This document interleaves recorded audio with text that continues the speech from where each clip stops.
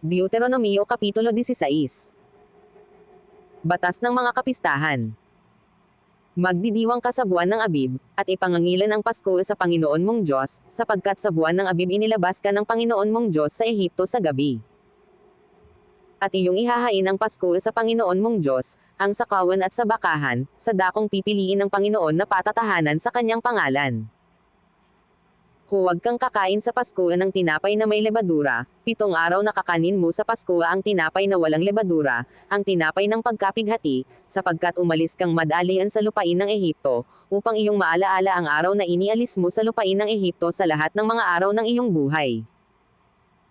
At 7 araw na walang makikitang lebadura sa iyo, sa lahat ng iyong mga hangganan, ni sa anumang karne na iyong ihahain sa unang araw sa paglubog ng araw ay walang maiiwan sa buong gabi, hanggang sa umaga.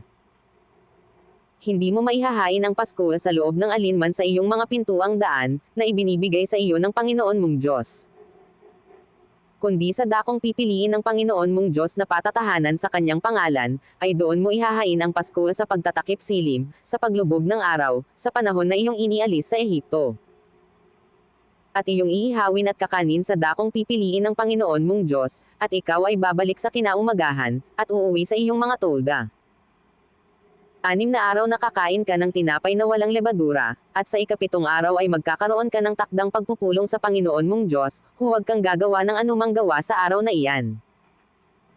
7 sanglinggo ang iyong bibilanggan sa iyo, mula sa iyong pagpapasimulang isuot ang panggapas sa mga nakatayong trigo ay magpapasimula kang bumilang ng 7 sanglinggo.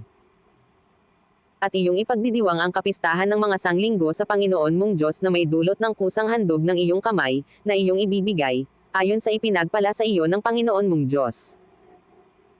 At ikaw ay magagalak sa harap ng Panginoon mong Diyos, ikaw at ang iyong anak na lalaki at babae, at ang iyong aliping lalaki at babae, at ang Levite na nasa loob ng iyong mga pintuang daan, at ang taga-ibang bayan, at ang ulila, at ang babaeng baw, na nasa gitna mo, sa dakong pipiliin ng Panginoon mong Diyos na patatahanan sa kanyang pangalan.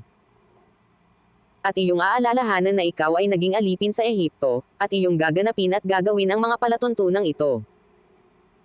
Iyong ipagdidiwang na 7 araw ang kapistahan ng mga tabernakulo, pagkatapos na makamalig mo ang inang mula sa iyong giikan at sa iyong pisaan ng ubas.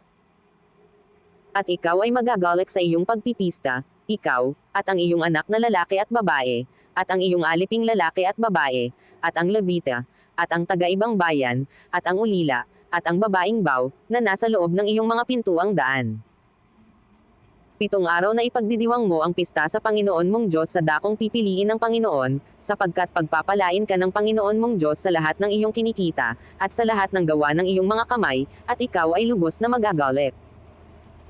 Makaitlo sa 1 taon na ang iyong mga lalaki ay magsisiharap sa Panginoon mong Diyos, sa dakong kanyang pipiliin, sa kapistahan ng tinapay na walang lebadura, at sa kapistahan ng mga sanglinggo, at sa kapistahan ng mga tabernakulo, at huwag silang haharap na walang dala sa Panginoon. Bawat lalaki ay magbibigay ng kanyang kaya, ayon sa pagpapala na ibinigay sa iyo ng Panginoon mong Diyos. Batas ng mga hukom. Maghahalal ka sa iyo ng mga hukom at ng mga pinuno sa lahat ng iyong mga pintuang daan, na ibinibigay sa iyo ng Panginoon mong Diyos, ayon sa iyong mga lipi, at sila'y hahatol sa bayan ng matuwid na paghatol.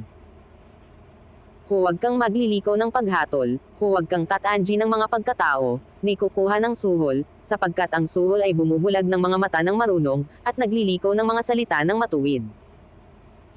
Susundin mo ang tunay na katuwid-tuwiran, upang mabuhay ka at manahin mo ang lupain na ibinibigay sa iyo ng Panginoon mong Diyos. Huwag kang magtatanam sa iyo ng asera ng anumang kahoy sa siping ng dambana ng Panginoon mong Diyos, na gagawin mo para sa iyo.